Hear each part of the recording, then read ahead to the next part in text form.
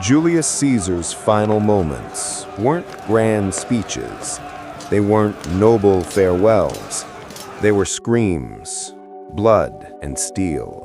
In less than 5 minutes, the most powerful man in Rome was hacked apart by men he called his friends. His body collapsed in a pool of blood beneath the marble feet of Pompey's statue, the enemy he once crushed in civil war. This is the second-by-second breakdown of that brutal assassination, from the first trembling stab to Caesar's final breath. The date? March 15th, 44 BC, the Ides of March. On Rome's calendar, it was supposed to be a day to settle debts, but this time the debt wasn't paid in gold, it was paid in blood. For months, a political storm had been brewing over Rome. The Republic, an institution that had lasted nearly 500 years, was cracking under the weight of one man's ambition. That man was Gaius Julius Caesar. He had been a soldier, a conqueror, a hero of the people. But now he was something new, something terrifying to the old guard of senators. Dictator for life. To Rome's aristocrats, that title sounded far too close to a word they despised: king.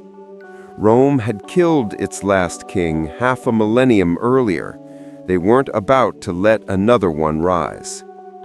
Their fear, a toxic mix of principle and jealousy, sparked a deadly conspiracy. It was led by 2 men, Gaius Cassius Longinus, a sharp-minded, bitter senator, and Marcus Junius Brutus, the man history would forever call honorable.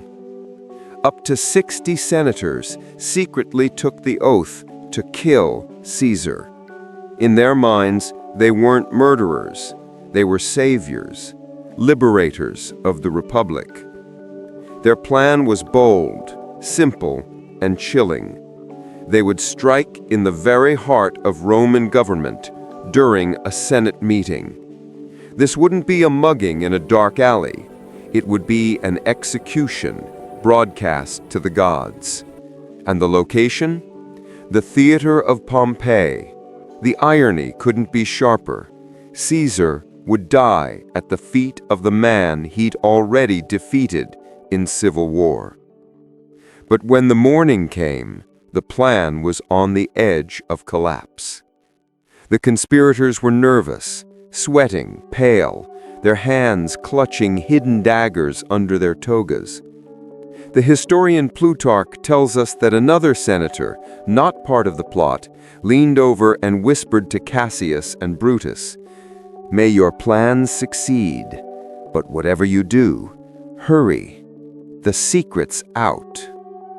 Their blood must have frozen. And while they panicked, Caesar himself wasn't even sure he'd attend the Senate at all. His wife, Calpurnia, had spent the night in terror, haunted by a nightmare where she held her husband's bleeding body. She begged him not to go. Even Caesar, usually fearless, felt uneasy that morning. He'd been warned for weeks by a fortune teller named Spurina, "Beware the Ides of March." On his way to the Senate, Caesar saw Spurina in the crowd and laughed. "The Ides of March have come."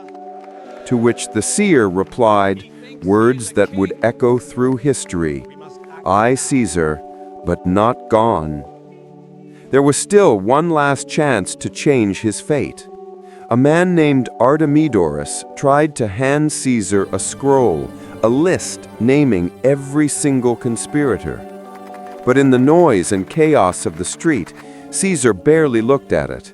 He passed it to an aide and told him to read it later. That single, casual gesture sealed his fate. Despite every omen, every warning, Caesar finally agreed to go, urged on by one of the conspirators himself, Decimus Brutus Albinus. Decimus mocked him for listening to a woman's dreams and fortune tellers. So Caesar straightened his toga, smiled, and stepped into history's deadliest meeting. The trap was set. It was mid-morning when Caesar's litter arrived at the theater of Pompey. At that very moment, one of the plotters, Gaius Trebonius, moved quickly to intercept Mark Antony, Caesar's most loyal soldier and his fiercest protector. Antony was a war machine, strong enough to ruin the entire plan in seconds. Trebonius distracted him, dragging him into conversation just outside the door. Inside, Caesar stepped down and walked through the crowd. He was confident, relaxed, wearing the laurel crown the Senate had given him, a crown he used to hide his thinning hair. The senators greeted him with smiles, bows, and flattery. Many of these men had once fought against him. He'd spared their lives, restored their positions, forgiven their treason. He thought they were friends. He had no idea they were carrying blades. Caesar entered the Curia of Pompey. The senators stood as he took his seat. Around the room, the conspirators tried to look calm, their hands gripping daggers inside the scrolls they carried. This was it. There was no turning back. Before we step into that room, before the first blade is drawn, pause for a second. Because what's about to happen didn't just change Rome. It changed how the world understands power, loyalty, and betrayal. If you love diving deep into the stories behind history's biggest turning points, not the textbook versions, but the real, bloody ones, then make sure you subscribe and hit that bell icon so you don't miss the next chapter.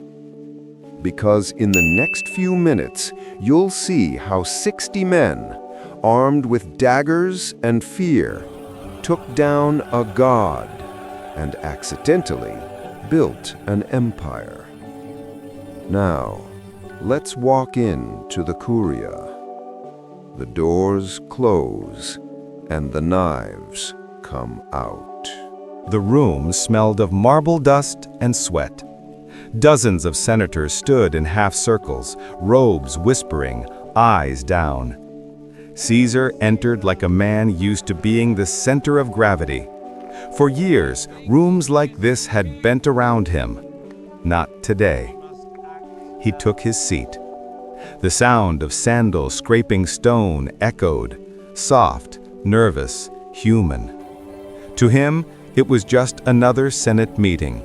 To them, it was the countdown to murder.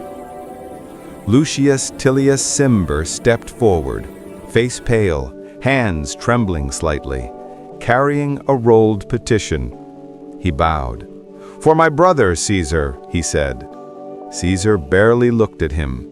Not now. But Cimber didn't back off. He grabbed Caesar's toga, ripped it down from his shoulders, and that was it, the signal. The first blade flashed. Publius Servilius Casca struck, a clumsy, shaking hand grazing Caesar's neck. A thin red line opened. Gasps filled the chamber. For half a second, nobody moved. Then Caesar turned, furious, and shouted, "Casca, you villain, what are you doing?" He lunged back with the only weapon he had, his stylus, a metal pen, and jammed it into Casca's arm. The senator screamed, "Brother, help me!" And that's when the chaos exploded.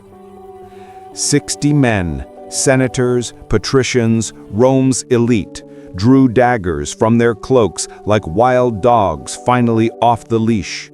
Steel flashed, the marble floor filled with the sound of sandals slipping and blades scraping. They swarmed.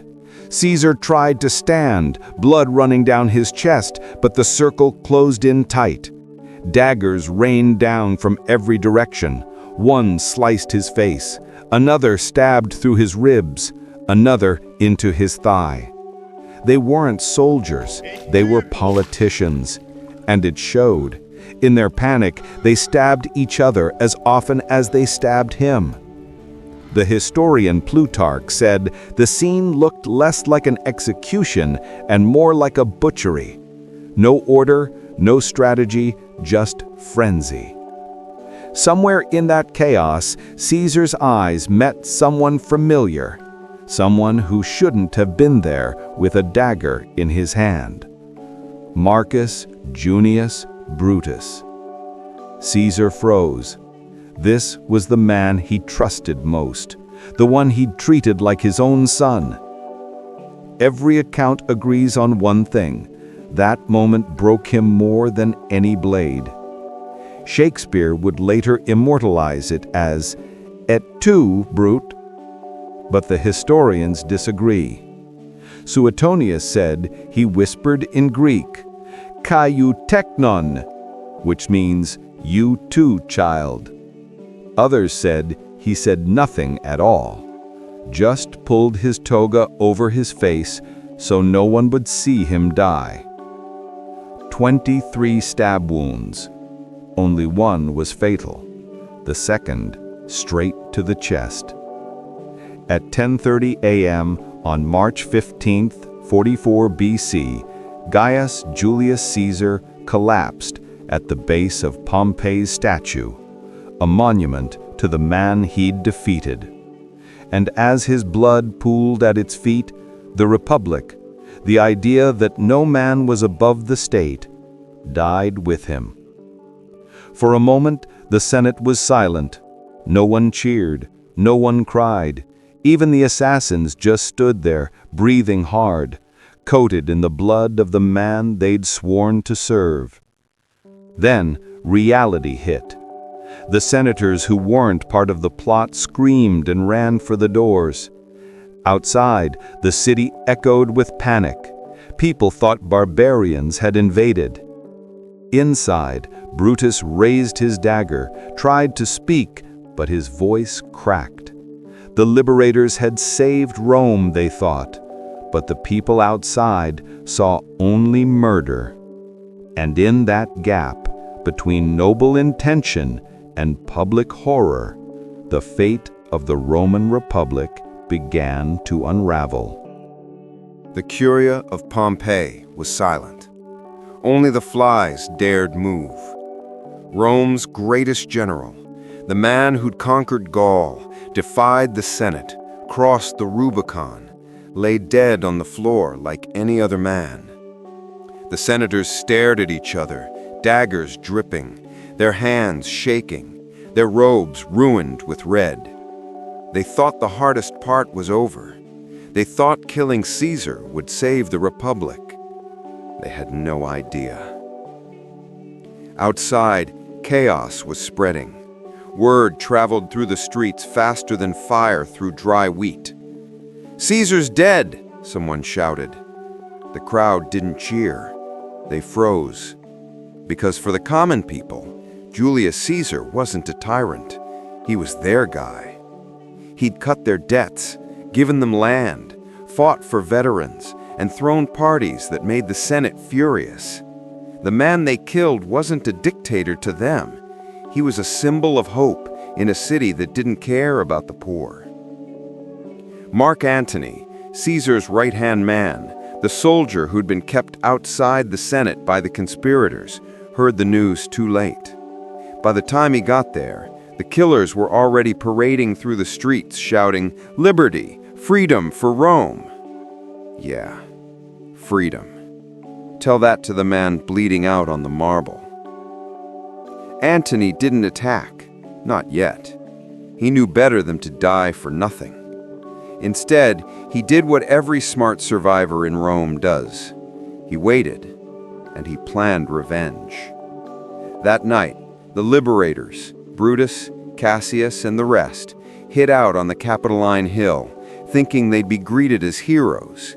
They were wrong. The people refused to cheer. They stayed inside, shutters closed, scared and angry. Meanwhile, Antony took control of Caesar's house and his will, and that's when things got interesting. Caesar had left his fortune and his name to his 18-year-old nephew, Gaius Octavius, a quiet, clever kid studying in Greece. Nobody saw him coming, but that kid would soon become the most powerful man in the world, Augustus Caesar, Rome's first emperor. But that's getting ahead of ourselves. First came the funeral. Oh boy, it was a show. Antony knew how to play the crowd like a fiddle. He built a stage in the Forum. He laid Caesar's body out for everyone to see, the cuts, the holes, the bloodstains. Then he took the podium, and with the rhythm of a man who knew grief was the strongest form of power, he spoke. He didn't need to say much. He just pointed. He lifted Caesar's torn, bloodied toga for all of Rome to see. 23 stab wounds, 23 betrayals. And then he said the words that flipped the city upside down. This was the noblest man that ever lived. The crowd lost it. They weren't senators. They were butchers, bakers, laborers, the people Caesar had lifted up. They grabbed whatever they could find, benches, spears, torches, and marched toward the homes of the assassins. The same men who shouted freedom were now running for their lives. Brutus and Cassius fled Rome, telling themselves the Republic had been saved. But in truth, they just signed its death warrant. Because what came next wasn't freedom, it was empire. Caesar's adopted heir, Octavian, joined forces with Antony and Lepidus, forming the Second Triumvirate. Together they hunted down the conspirators like wolves.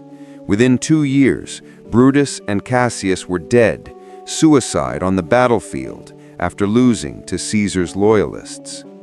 The Republic was gone. The Senate still met, but now it was a puppet show.